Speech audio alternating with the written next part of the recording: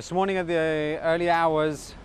two suspects who were driving a stolen truck attempted to make their way through the security checkpost at the entrance of Ben Gurion International Airport.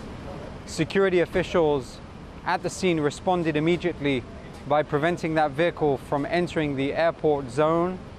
A number of warning shots were fired at the truck itself, and the two suspects were held at the area on site and are now being questioned. Security in the area of the airport was heightened until it was clear what the background of that incident was, and the different units that are in and around the area of the airport are continuing to make sure that the area is safe, with all the international flights continuing to come into Israel as regular after this morning's incident.